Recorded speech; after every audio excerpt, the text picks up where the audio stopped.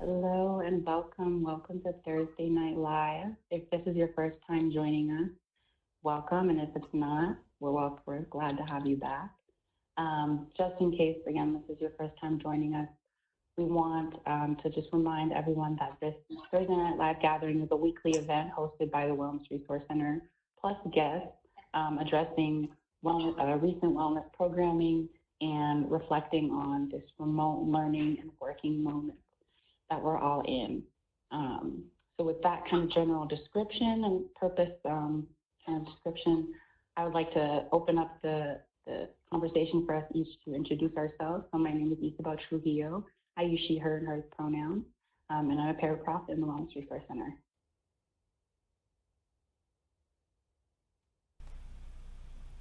I can go. I just realized I was unmuted anyway. My name is Montana. I use she, hers pronouns, and I am also a paraprof in the Wellness Resource Center. My name's Anna Thompson. My pronouns are she, hers, and I'm the Sexual Assault Response Coordinator in the Wellness Resource Center.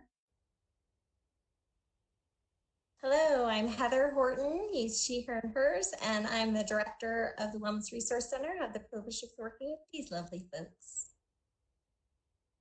And my name is Chris Walters. I'm a health educator with the Wellness Resource Center. Maybe we should have put it in the script, like in the order that we were going to do it in. Hit that one through us. You know, right? As soon as I said it, I was like, well, now do I just point to someone and say, you introduce yourself? But for next time. Thanks everybody for introducing yourselves. And just to reiterate, as we do every week, that the point of this live stream is to talk, be in a digital moment together. I know it's one that I look forward to every week. And so with that being said, it's worth repeating that if you've ever interacted with the WRC in person, in both language and action, we're respectful, compassionate, trauma-informed, and all around considerate and digitally engaging. We're hoping to be no different. So with that being said, I'll kind of pass it off to Chris and let's get the conversation flowing. It's a really good one this week, as it always is. Yeah, thanks, Isa. Well, today's topic is mental health because May is Mental Health Awareness Month. We also just got done with a great conversation, a little discussion panel on addiction and recovery. We had senior student Charlotte Marichek, who's really involved in advocating for recovery supports on campus for students. She was also facilitating the AA group that was hosted on campus. Of course, that's not going at this time. But she's got a lot of personal experience, a lot of expertise. It was great talking with her. She had some really great insight into, I think, the student perspective of substance use on campus and hit a lot of those dominant narratives that we often talk about, having, people thinking that they have to drink to make friends and, drinking being the main activity sometimes when people are getting together. So it was really great to hear from her perspective, and also hearing her describe her story. She's just so well spoken and insightful, and into how kind of her trajectory of using substances and then coming to a realization that it was problematic for her. It was great. And we also had Jake Witter on the panel, who's a staff member who's been pretty vocal advocate of recovery supports on campus, mainly for staff, but also for students too. And he was able to, I think, tell his story in a powerful way.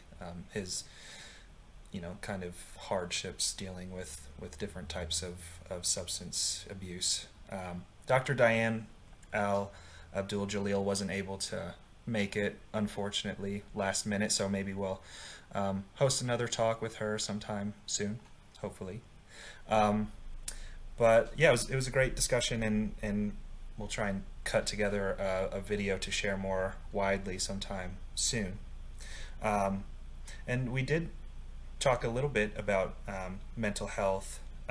And today, I think we wanted to kind of start the conversation off talking about, the disruptions because of COVID and the impacts that that has on mental health. Just acknowledging a lot of those challenges, and then maybe offering some insight ourselves, and what we're dealing with, and how we manage, and how other people might manage in helpful ways. So yeah, I mean, like, where to even start? There's lots of challenges that I think we're all feeling, and what's actually really interesting, something that I've been thinking about, is like the term social distancing. And I don't know if you all like heard the push when that term first kind of came on the scene, of instead calling it physical distancing. I think that's kind of like died out a little bit, but I personally prefer to think about it in that way. Like, we're not like distancing ourselves in a way where we're not interacting at all with anybody. I think the implication of physical distancing is a little bit more clear, and might, I don't know. I prefer that, and I don't know what other people think about that. Yeah, I think I would offer some clarity for folks, um, especially in this moment where we're maybe seeing. I know I've talked with folks this week as Colorado has gone toward safer at home and instead of the stay at home order, and really seeing folks who are not engaging in physical distancing. Um, and I know that raises my anxiety pretty tremendously about another like surge of coronavirus in our community. But I do think that would add clarity, and also could help us emphasize that actually social engagement and social supports are really important in this time, rather than, oh, social distance is what we need to do. So I hadn't thought about it that way, Chris. I really appreciate that perspective. Yeah, and your point on like maintaining those connections is absolutely true, and in so many different contexts, like, it's important for your mental health to stay connected to friends, family, people who support you and your mental well-being. Um, and it's interesting that you also brought up your own anxiety around people who aren't using masks, because I also think about like how much anxiety is just kind of like walking around at the supermarket. There's like, I feel like that's another thing that might affect people's mental health, is coming into contact with a lot of people's anxieties, or even kind of like fear based aggressions around some certain things, because we're in times that are kind of, I think, making people feel a little bit unstable and anxious, and I think maybe those feelings might be manifesting in people's behaviors. And it goes back to what we were talking about a little bit, like a few weeks ago, I guess, in one of these streams, is the importance of sorry, I lost my train of thought. Wait, what were we talking about? Well, social distancing and physical distancing, and just all the uncertainty coming up for people. Chris, if you don't mind, I was going to take it back a little bit when we were talking about what it's doing to people's mental health. I was just thinking, like, for people who are already experiencing mental health issues, this helped exacerbate symptoms, because, as Heather said, people are realizing like community and social supports are really important to wellness.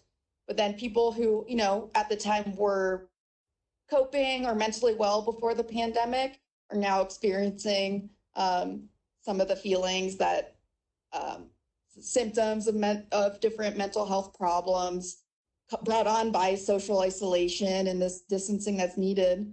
And then there's just this weird push and pull out because like you want to be close to people, but then at the same time, to be safe, you have to be distant. For instance, like my cousin the other day was mentioning, she's like, now it just feels so sad when I see someone in public, I like want to run away. Like it's scary.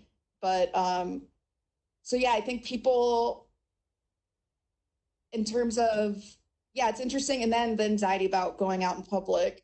The other day I rode down Tejon downtown. I think there's like one mask to be seen. A lot of people out on the sidewalks and in the park, not much distancing to be seen.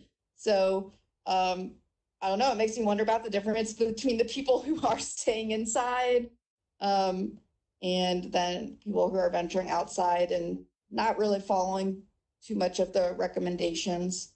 But it's kind of a side note, I suppose. But yeah, no, just I think a lot of you are starting to understand the importance of community and social supports and trying to balance that with what's needed with physical safety right now. So yeah, like I said, it's really the isolation is a huge factor in terms of determining how people are doing, I think, and how the differences between people who are managing to stay connected with family and friends versus others who are struggling.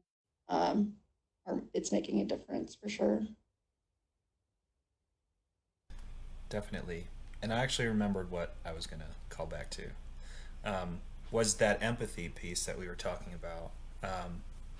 The importance of being understanding of how other people may be feeling, and not that that's like a tool to not that there's I'm sorry everybody, my brain has been working overtime lately, but not that it's okay for people to like act out, and be aggressive toward other people and cause harm, but and it also goes back to what Anna was saying with people not wearing masks and a lot of people just out and about. I think again, like, we need to kind of, how do we help those people empathize with the fact that they're not doing that just for like their own safety, which they, I guess, have control over, but they're doing that for, I guess, the betterment of the people around them. And then how does that help them also be nicer to each other, and recognize that we're all dealing with a lot of anxious feelings, and that maybe selfishness in this time, or acting out in other ways is just really harmful, I think, in the long term, when we think about just community relations in general, and how people in this community are, because it's not like those things are happening in an isolated period of time. I mean, it might feel that way because these are like special circumstances, but all of these ways that people are acting and things that they're doing are going to carry on longer than just July, August, September 2021, 2022, you know what I mean? And I think it's just, I think it's hard to be a little bit more future looking, I guess, or future oriented at this point in time, I think, for some people, because there is quite a bit of uncertainty. But yeah, I think just hopefully people will come to a realization that how people are feeling now, and their character, maybe character is not the right word, but how people are feeling and acting now are not just isolated to this day, this week. You know what I mean? Yeah, I feel like that really connects back also to so many of the discussions. Maybe this is just our work and all of our work connects. That may be true. But like thinking about being active bystanders in our community, engaging empathy, right? Trying to think about what are the things that I don't see when I look at someone, right? What are the things that I might see but not necessarily have a full picture of? And like with COVID, right, there are lots of people who are really staying home because they're vulnerable. So older folks and people with illnesses that make them particularly at risk for really bad outcomes if they get exposed. And the folks, it strikes me that the people who are not engaging in social distancing are just like not thinking about those members of the community, right? Not thinking about the impact that they have on them. And that relates to, like mental health, which is something that we might not always know about people, right? We might not see or understand how people are doing, but we could have empathy and cast our minds into people's worlds to wonder and have curiosity and empathy for how people might be doing. And also thinking about the ways in which other things are playing out in our global and national and local communities, right? The ways in which, like the story today about the young man who was murdered in Georgia, right? The ways in which that impacts the mental health of many people in our communities. And folks might not be thinking about the way that is playing out. And as good active bystanders, right, we would be wanting to reach out to people to see how folks are doing. And that's about what we know about them and what we don't, right? Like we can't just assume we know everything about everyone.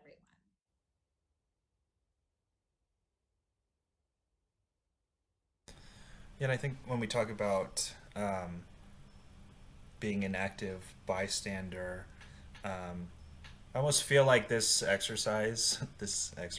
conversation that we're having or exercise that we're doing, like talking about different impacts of like our current situation on mental health is really part of being aware in these special circumstances of how other people um, might be experiencing staying at home and everything that's happening right now.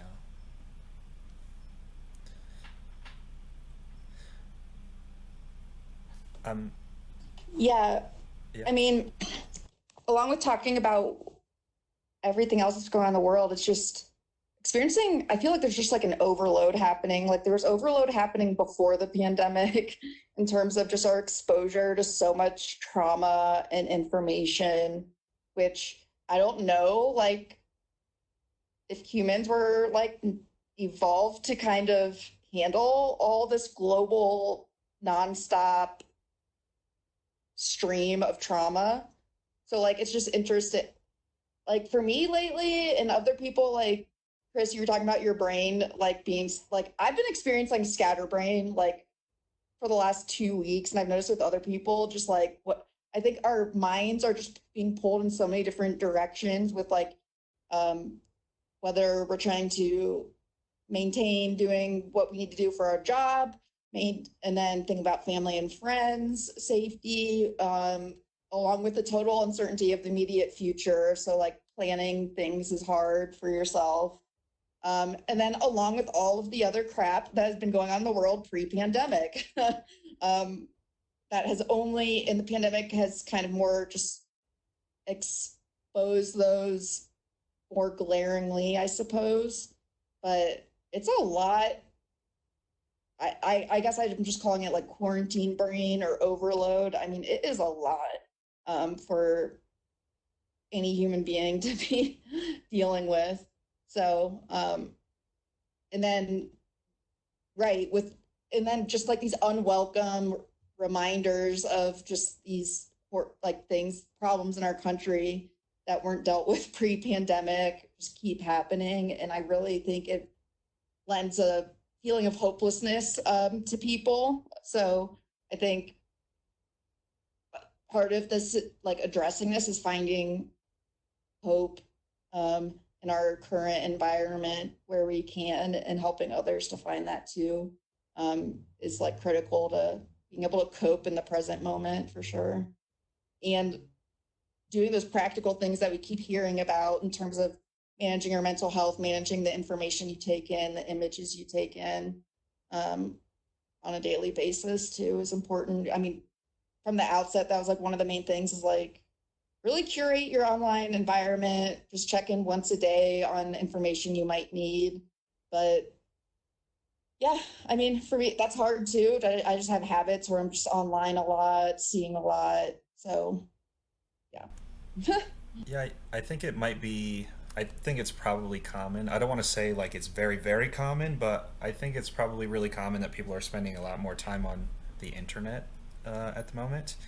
And I just say that because it's such a portal to like so many supports, other people, which is I think what people are searching for at the moment. And I think for me personally, that connection with the internet and spending a lot of time is what is putting a lot of things, like making me think about a lot of all these different things that are happening, because I just keep seeing more and more, bad things, good things, like just too many things on the internet.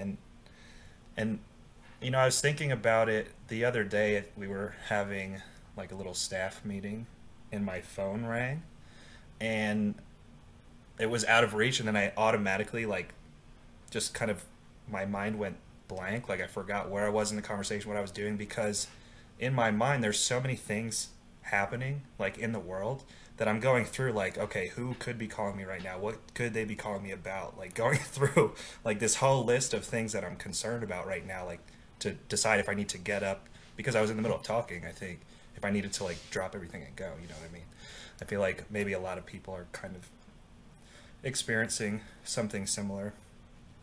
And like the curating the social media thing is, I'm a little embarrassed to say, but something that I did not even think about till very recently.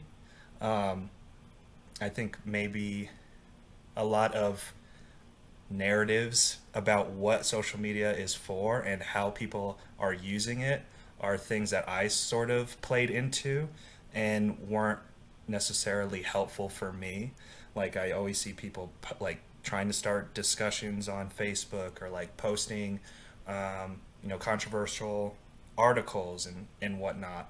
And I think like seeing that all the time just made me feel like that, well, that's just this environment, this is what people are supposed to do. But I actually saw a TED talk, which is what got me thinking about like more of the curating your social profile, and like taking control over what I'm seeing and what I'm spending time on. Not that for me limiting the time is what's effective. It's more like limiting the content. That's been like really helpful for me.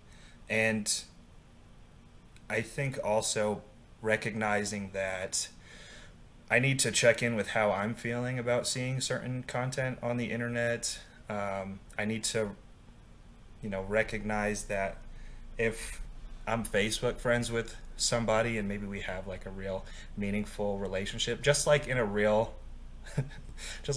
friendship. I don't know what the difference is between Facebook friendship and a real friendship, right? They're all the same to me. Just kidding. But I think just like in a friendship that's based totally in the real world, there are some things that I just don't talk about with certain people because I don't want to have that conversation with them. Maybe I don't want to, maybe I don't agree with them, but there's still people that I care about and I like spending time with and that sort of thing. But when you're on a social media platform where you're connected to them and they're like throwing a lot of things just out into the world that maybe affects my perception of our friendship or something like that. I think that like there are tools online to help you manage that. Like I can still be friends with somebody on Facebook but unfollow them, for example, um, or just have a conversation like, hey, I don't want to be friends with you on Facebook, and this is why. Hopefully, like our friendship is good enough to not make that an issue. You know what I mean? Just something that I've been thinking about a lot. And there's also like certain platforms that I'm preferring these days that are like really geared towards less serious things. I know I know Issa talks about TikTok a lot. I've never used TikTok, but that might be something for some people that like is just more pure entertainment rather than like always engaging in difficult things or like mentally taxing things. For me, it's Tumblr. I know I'm like 15 years too late on that, but I just I feel like that environment is much more easily curated for entertainment for me, anyway. So yeah, I'm just interested in how other people are maybe viewing that. I mean, I think I'm like in terms of thinking about like unhealthy versus healthy coping mechanisms. Not that that's like a rigid binary, but I know is one of the things we thought about kind of discussing a little bit. I've been noticing for me definitely spending more time on social media than I had pre-pandemic, I guess. Especially just because I've like been on Instagram for work more and stuff. And definitely like I think that there's like pretty few things that social media is like healthy for me, if that makes sense. Like the curation, it needs to be like pretty high. Like there are definitely some people that I follow, especially like artists that I look up to a lot. Like I went into a really deep hole listening to Olivia Gatwood reading her poems yesterday for a really long time. And like that kind of thing that does like I love her and like that makes me feel really good. But I think like in general, that is not a place that like for me I find support in terms of social media because I feel like so much of the content that I come in with I just really like takes me into my head in a way that like makes me feel more isolated than it makes me feel connected. So I'm trying to think about like backing away a little more than I have been. And part of that might be because also like that's from my specific position where like I am like feeling really lucky to like be in a quarantine situation with people who I like want to spend time with and that feels grounding. So then like being kind of conscious of like just the of that balance, like to not get sucked into an internet hole when I could be taking some time away from the computer and like connecting in my house.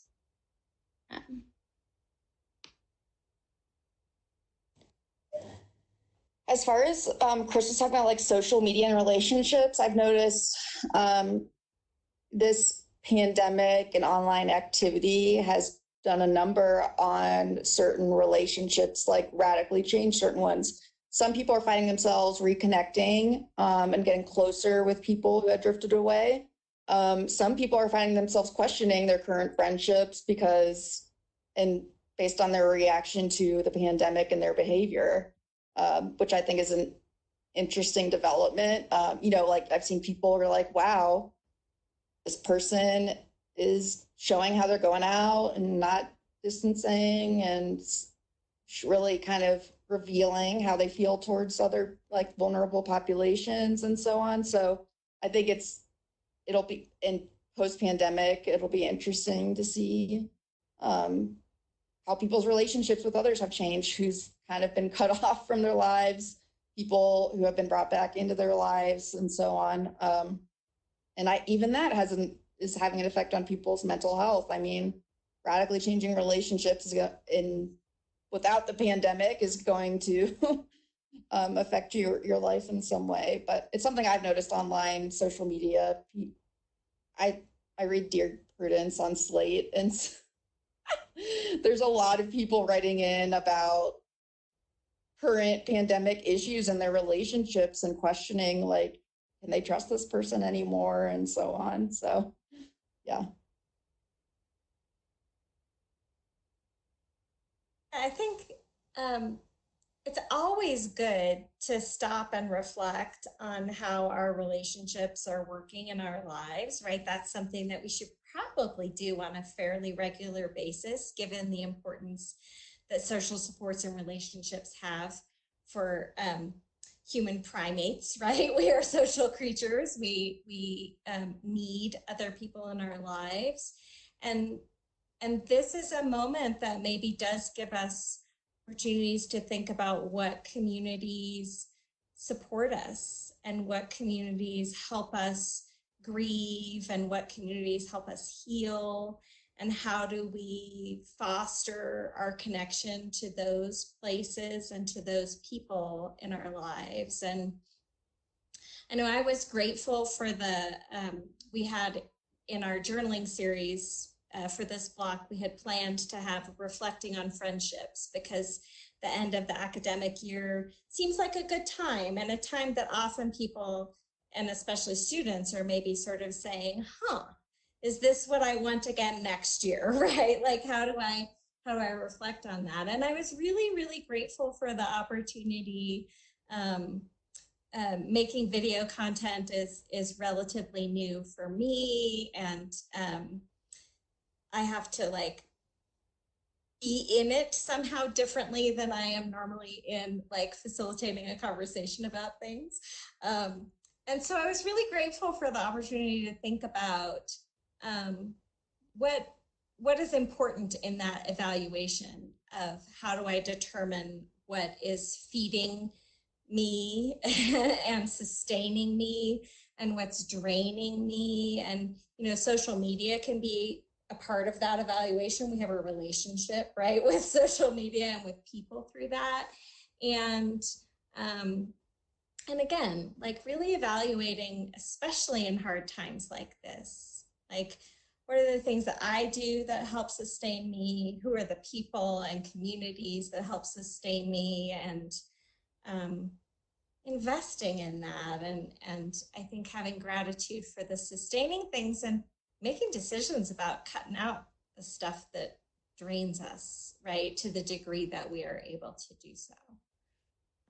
And I'm curious whether y'all are thinking about those sustaining relationships, or probably lots of people are having some struggle in staying connected to the sustaining things.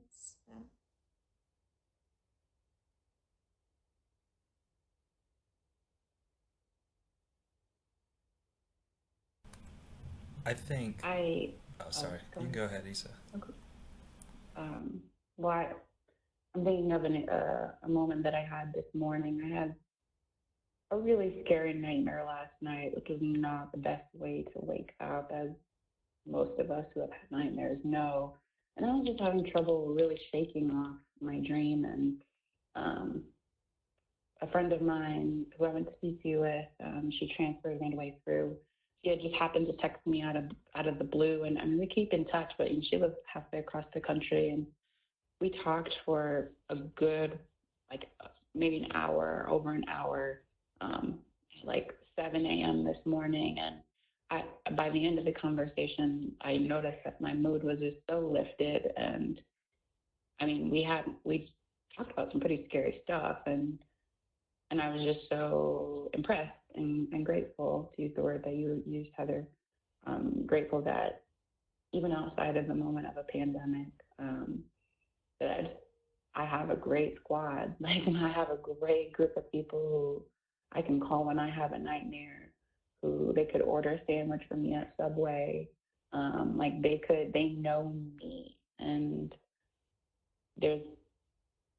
I'm grateful for myself that in this moment, like, the way that my friends are showing up for me is showing that I do have really good judgment when it comes to the people who I keep closest to me. Sometimes I doubt, not doubt my friends, but just I wonder, like if I, not even if I needed something, would they be there? Because that's been proven over and over again. I guess, I don't know, seeds of doubt, that's another thing that my friend and I talked about, like, where do those seeds of doubt, like, come from? What waters them? Speaking to Kate's comment about being excited to see plants grow, I often think of myself like a plant, and like, what am I watering? What am I nurturing? And I actually just saw, speaking of social media, an Instagram post, an illustrator who made this really great depiction of like all different types of plants coming out of like the top of a humanoid type head. And I feel like either my hair looks like that or like my head feels like that. But the question that the illustration posed is like, what are you growing, or what are you watering or attending to? And I think this moment is, and I think Montana said this a while ago, just like so, and this moment is so very much so emphasizing the need to like lean into those strategies, those coping strategies, and those skills and the people and the relationships that are nourishing. Like, there's no real handbook for how to navigate a pandemic, and I don't think I have articulated that until this moment, but I think I was maybe assuming that there was one, that there's a right way to be doing things right now, and there just isn't. And to an earlier point that you made, Anna, about like hope, and fostering feelings of hope, one of the kind of ways that I've been doing that was doing some archival research based on some of the things I'm seeing on my social media feed. So one of the main examples is a DC psychiatrist named Dr. Alice Gayati, I think that's her last name, recently passed from COVID-19 complications.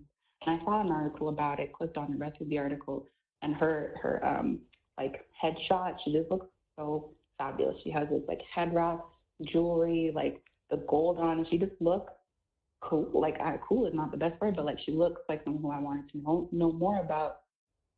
Did some research and find out that she was a really highly influential person in drug abuse rehabilitation programming in the DC area.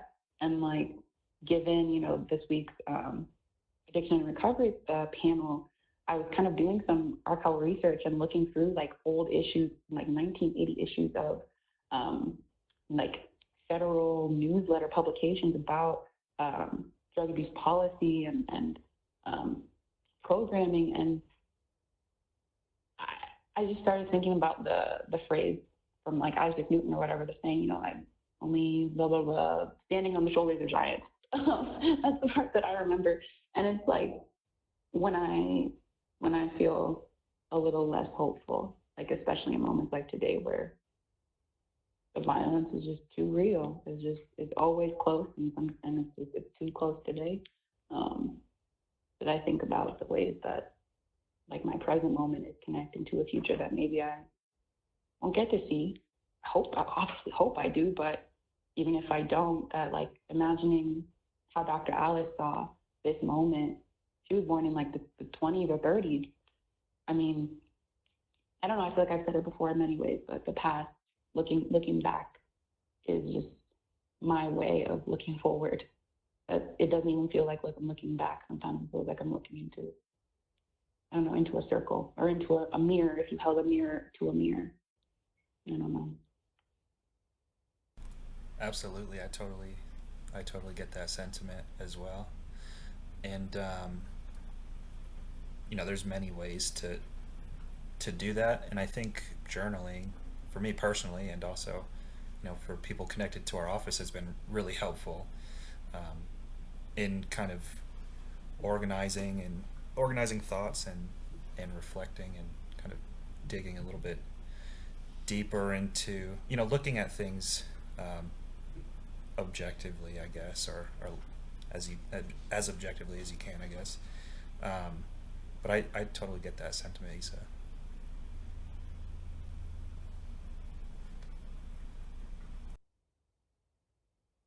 Um, it's funny you say journaling, Chris. I feel like, and I've actually thought about this during the part of the addiction and recovery panel, specifically talking about feelings of shame or guilt. I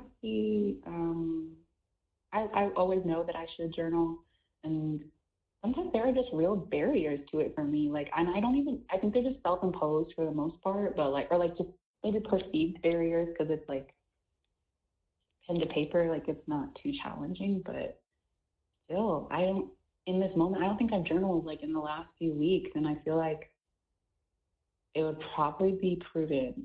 And like, I don't know if other people feel like that, just like, oh, I should journal, like I really want to. I know it'll make me feel good. And I've heard people describe going to the gym or working out, moving their bodies in the same way of like, I never regret it after I do it. That's what I say about going to the gym. But never regret it after I do it. But it's like the getting going. Oh my gosh.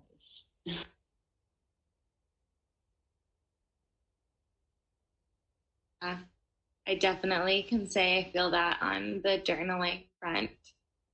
I don't know, like, I'm like, Heather, do you have some psychological reasons to come in with of like why that's true? Because it would help me a lot when I'm like, especially because I'm someone who very much processes through writing and like thinks of myself as like I am someone who writes a lot and like expresses myself that way. But then there will be times where like, yeah, I just am, I'll like literally know, like I have this thing in my head, I'm thinking about it so much, and I should just like sit down and write it down. And there's such a block there of like actually taking up that strategy that I know has been helpful to me in the past. And I think it's self-imposed. Like I don't know what like there's some sort of like mental process there that like stops me from doing it. Sometimes I think it's because I'm like, I get into things where I'm like, oh, I should be journaling. Journaling would be good. And then I get tied up in like trying to like not force myself to be productive, and like journaling should be relaxing, not something that is like part of my productivity. But that's just one theory. I don't. I guess part of what comes to mind to me is like thinking about the role that anxiety probably plays in it, in the sense that when there's something that we're working on, and we know journaling might be a really great way to process through that. And it's like, as a psychologist, I believe in talk therapy. So it's also like, I should go see my therapist, or I should talk to my therapist, right? I know that will be helpful for me. That doesn't mean it will be pleasant. It doesn't mean it will be, sunshine and roses, right? Oftentimes it's digging into pain, right? It's digging into discomfort. It's allowing ourselves to sit with that. And I guess I have been thinking about that a lot with the pandemic. Because a lot of social media stuff is like, focused on the sort of the pretty self-care things, right? Like which there's nothing wrong with. We talked about this, I think, the first Thursday Night Live we had. There's nothing wrong with like giving yourself a facial or painting your nails or soaking in a bath, right? All of those things are lovely and great parts of self-care. But sometimes there's less emphasis on the messy parts of that and the painful parts of it, and all the crap that's happening in our world, right? Sometimes maybe we also are, Chris was talking about the media that he's engaging with is maybe an escape, right? An ability to an opportunity to say, I don't want to think about all that crap, right? I don't want to spend more time with it because I feel like I'm spending a lot of time with it just because of this current moment. I guess that would be my very long-winded response to your question, Montana. I think that makes a lot of sense. It also was making me think about like, and curious, Isa, too, if you relate to this, or Chris and Anna, like, I think a lot of times when I'm going to journal, like, I definitely feel the like anxiety is a barrier, but it's like it's less for me a lot of the time about like avoiding feelings and about like really wanting this like catharsis that I feel like writing and like, yeah, that writing can bring for me and like has brought for me, but it's like it doesn't always happen because it's just like not it doesn't always work like that. And that kind of like thing of like I need this to be like a cathartic process and like wanting that. And then when, you know, like if I sit down and like I'm having trouble like with like the words coming or like it doesn't feel like it's like getting out, then it's like even more like frustration. And so then like I sometimes end up then like avoiding trying to deal with it. Cause like, yeah, the fear of like not having that release that I'm like looking for, I guess. Mm-hmm. I totally feel that, Montana. I think, like me, I think the anxiety thing is real, and I also think the like really wanting the release and feeling, I guess, but maybe okay, positing this like is that kind of desire of like, what if the release doesn't come that I'm looking for? What if I don't get the type of release that I'm looking for? Like, could that kind of be classified as a type of, I don't know, an anxiety type response, or like oh, I want to avoid not getting the thing that I'm normally or sometimes 5 out of 10 times get from this. And then kind of looping back to our earlier program, like what does this must be for me? Like when I feel that tension, I know that feeling, that uncertainty about how will this end for me, how will I feel at the end of it, is one of like a quick like kind of thought process of like, well, maybe I'll just have a glass of wine instead. Like there's sometimes like that tension of feeling like I know how I'll feel after like maybe partaking, you know, or something like that, versus like, okay, this other process that might be better for me, or just more in line with what the type of coping strategies that I want to promote in my life. Like, I don't know, even to nuance even further, that tension is, I'm feeling that really hard right now.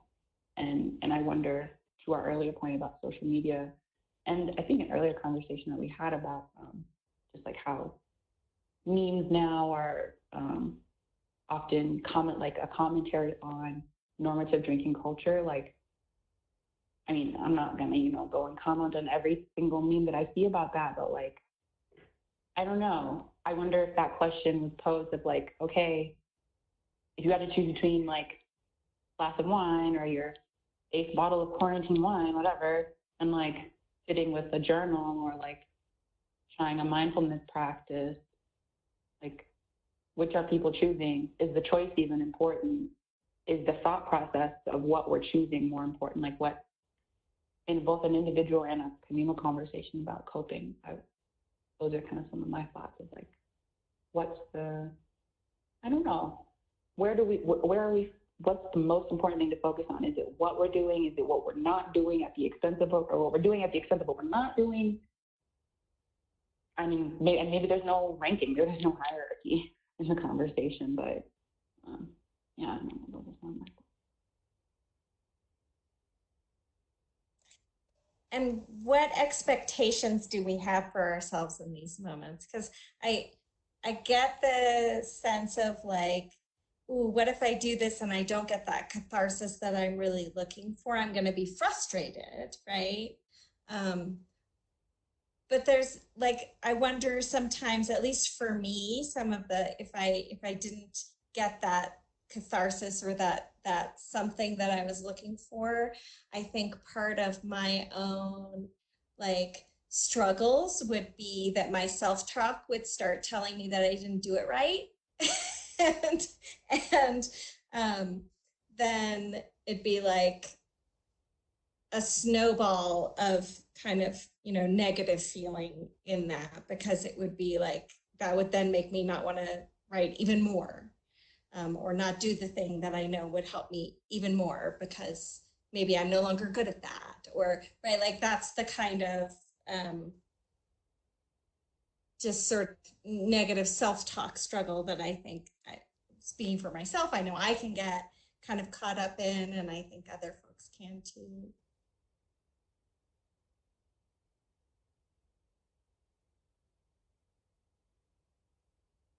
I would say I definitely relate to that process. Kate left, Chaplain Kate left a great comment here, saying, entering into our pain opens up the possibility for greater compassion and transformation. It can be really uncomfortable and healing. The uncomfortable and healing piece, like, ooh, I feel that. Not a but, an and. Sometimes, most of the time, maybe. I think. Also makes me. Oh, sorry. Go Oh, ahead, sorry, Heather. Chris.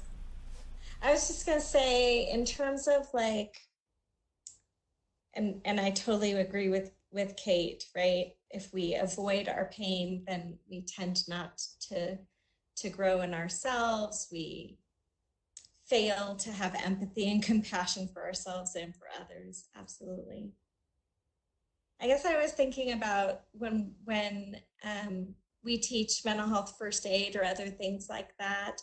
We often, when we're talking about like behaviors that people are engaging in that are harmful to them, that it's important for us to use one of my favorite acronyms, which is WTF, but it's what's the function.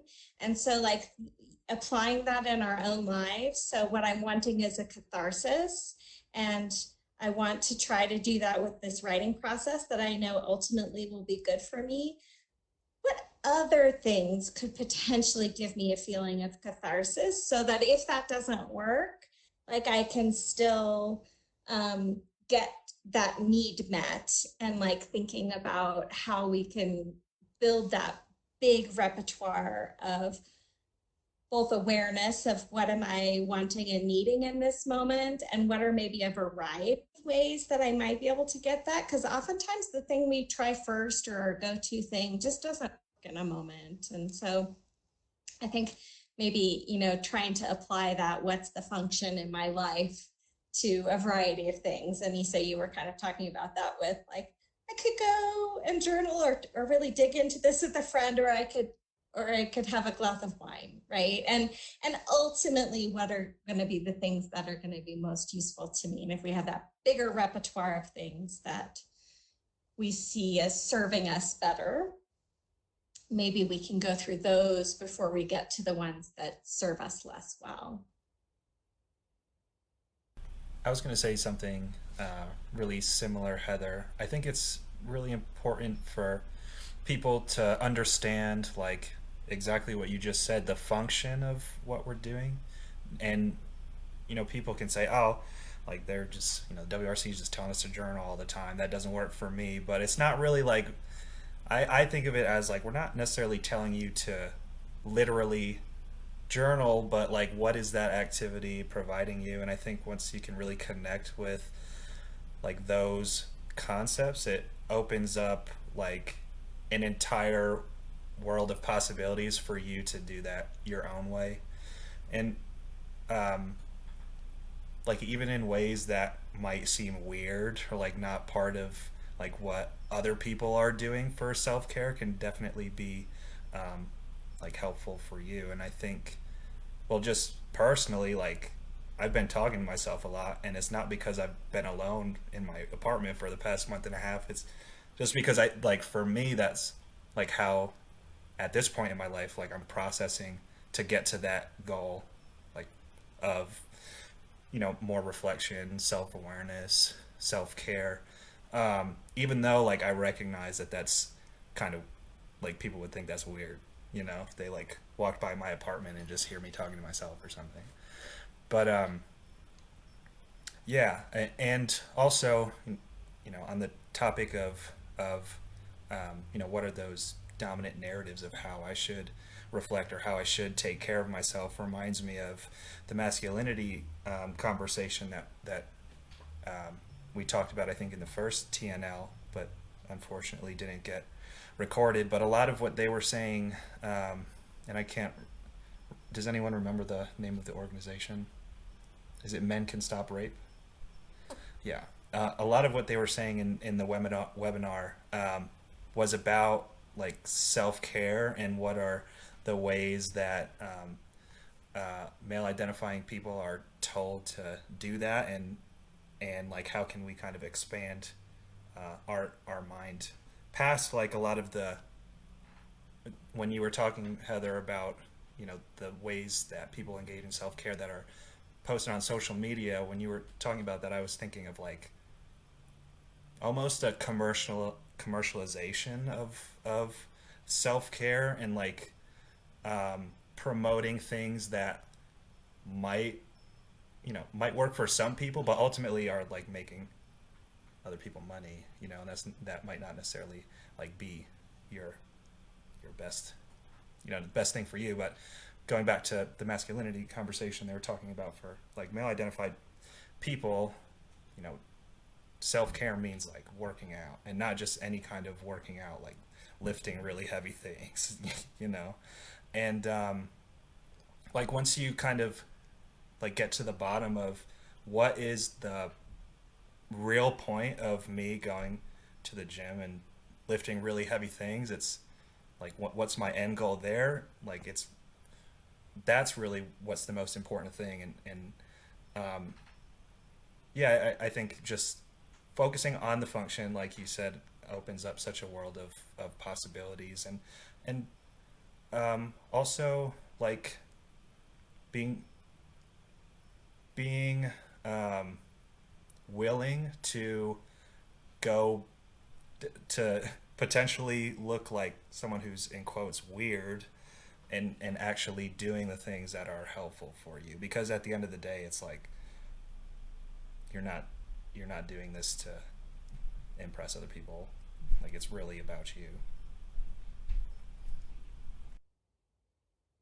Yeah, I know we're low on time, so I just want to say one more thing about self-care, and which we've touched on. Yeah, it's been commercialized and co-opted as self-indulgence at this point, but it's always important to go back to the original meeting. Audre Lorde, who is a Black lesbian feminist. Self-care is for self-preservation. It's a radical act in a world that's hostile to your existence.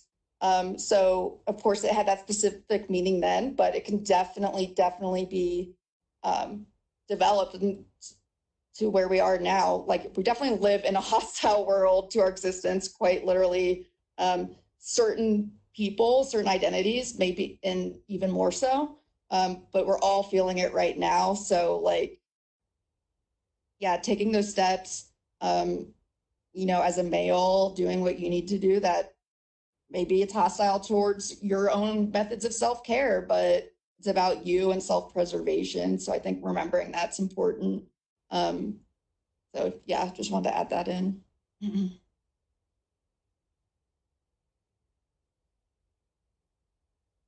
And yeah, we are coming up on an hour. I was wondering if anybody had any final thoughts on coping and mental health before I get into things that we have coming up.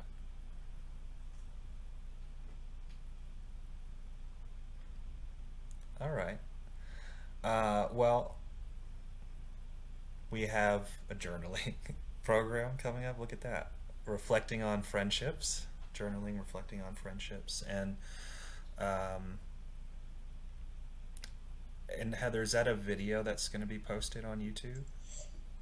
Is a video that dropped this last Tuesday. So you can go to our YouTube channel and access the journaling series videos, as well as a whole bunch of other videos. I have to say, the Wellness Resource Center team rocks, because in a very short period of time, we have created a lot of video content that we hope people will find useful, and would love their feedback on. So yeah, that is there.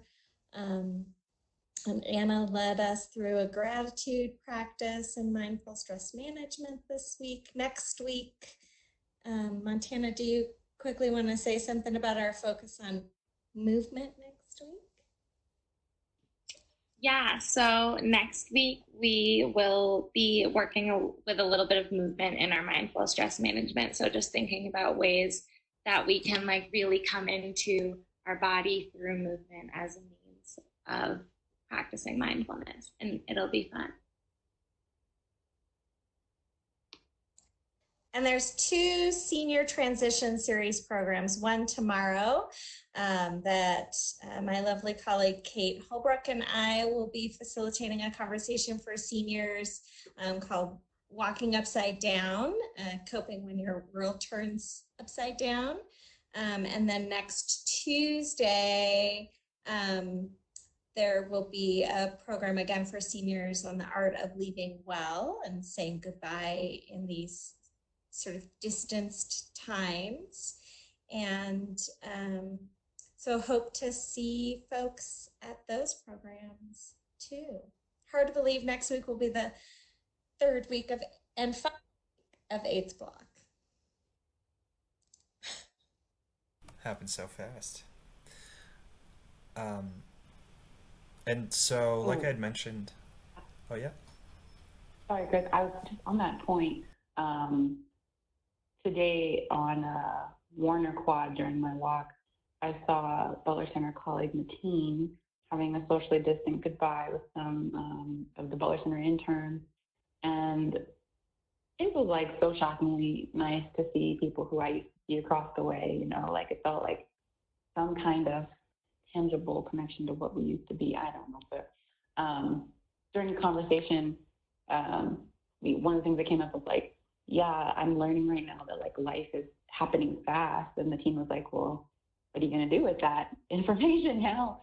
And like my roommate and I were actually stumped, like, what do we do with that information now? And I guess in thinking about like kind of Chris, your last question about like, you know, just thoughts on coping right now, like what does it mean to like consider that these questions that we've raised also in the context of like time is ridiculous in and of itself, but like the fact that also time seems to be passing in a very interesting way right now. Sometimes it's fast, sometimes it feels really slow. Like whatever it is you're feeling, how are our individual perceptions of time also playing into coping strategies? Anyway, our just kind of for real the last thought about that conversation. Sorry, Chris. No worries. I was just gonna say, like I had mentioned at the top of the stream,